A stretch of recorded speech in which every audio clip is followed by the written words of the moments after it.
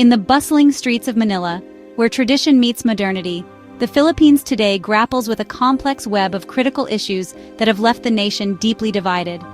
The specter of former President Rodrigo Duterte's bloody drug war continues to haunt the country, casting a long shadow over the current administration of President Ferdinand Marcos Jr. Extrajudicial killings, a grim hallmark of Duterte's tenure, persist, albeit at a reduced rate. Human Rights Watch reports a chilling figure of 841 drug-related deaths since Marcos Jr. assumed office, with security forces implicated in over half of these cases.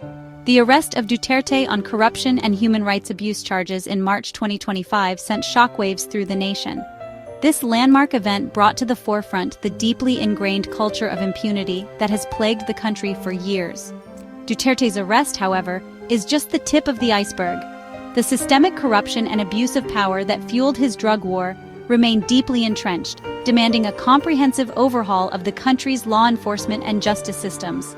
The Philippine government's response to these allegations has been largely dismissive. Despite mounting evidence and international pressure, the Marcos Jr. administration continues to defend its deadly campaign, claiming it is necessary to combat the drug menace. This stance has drawn sharp criticism from human rights groups and international organizations who accuse the government of perpetuating a cycle of violence and impunity. The fight for justice for the victims of the drug war is far from over. Families of the slain continue to demand accountability, seeking redress for the loss of their loved ones. Their struggle for justice is a poignant reminder of the human cost of the drug war and the urgent need for truth and reconciliation. The International Criminal Court (ICC) investigation into alleged crimes against humanity committed during Duterte's drug war has further strained the relationship between the Philippine government and the international community. The ICC's probe, launched in 2019, has been met with staunch resistance from the Philippine government, which withdrew from the Rome Statute, the treaty that established the ICC, in 2019. Despite the Philippines' withdrawal from the ICC, the court maintains jurisdiction over crimes committed during the period when the country was a state party, from 2011 to 2019. Duterte, for his part, has publicly stated his willingness to face arrest if the ICC issues a warrant, claiming he would defend his actions as necessary to protect the country. The Philippine government's refusal to cooperate with the ICC investigation has drawn condemnation from human rights groups and several countries, who accuse the government of shielding itself from accountability. They argue that the government's defiance undermines the rule of law and sends a dangerous message that grave human rights violations will go unpunished.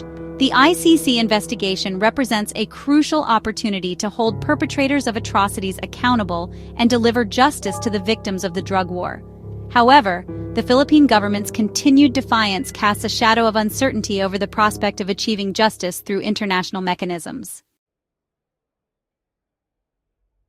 Beyond the drug war, the Philippines faces a growing crisis of shrinking democratic space and increasing attacks on freedom of expression.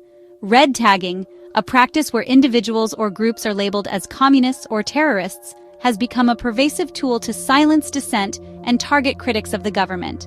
Journalists, activists, human rights defenders, and even ordinary citizens who dare to speak out against government policies have found themselves in the crosshairs of this dangerous practice. The Anti-Terrorism Act of 2020, a controversial law passed under the guise of combating terrorism, has further exacerbated the climate of fear and repression. The law's vague and overly broad definition of terrorism has been used to stifle legitimate dissent and target individuals and organizations critical of the government. Despite a Supreme Court ruling in 2024 declaring red tagging a threat to life, liberty, and security, the practice continues unabated.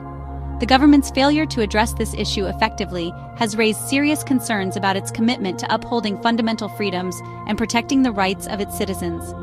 The Philippines, once hailed as a beacon of democracy in Southeast Asia, now faces a precarious future as the space for dissent shrinks and the voices of criticism are silenced. The international community must continue to pressure the Philippine government to uphold its human rights obligations and ensure the protection of fundamental freedoms. Amidst the challenges, there have been some glimmers of hope in the Philippines.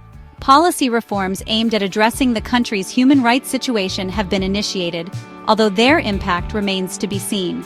A drug policy reform summit held in 2024 signaled a potential shift towards a more health-based approach to drug use, but concrete details on implementation remain unclear.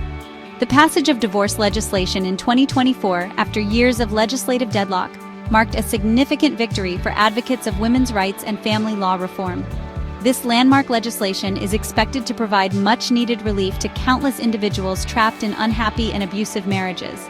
However, significant challenges remain. The culture of impunity persists, and accountability for past and present human rights violations remains elusive. The government's commitment to upholding human rights and democratic values continues to be questioned, both domestically and internationally. The road ahead for the Philippines is long and arduous, addressing the country's deeply rooted problems, from extrajudicial killings and enforced disappearances to attacks on freedom of expression and the shrinking democratic space, will require sustained effort, political will, and a genuine commitment to human rights and the rule of law.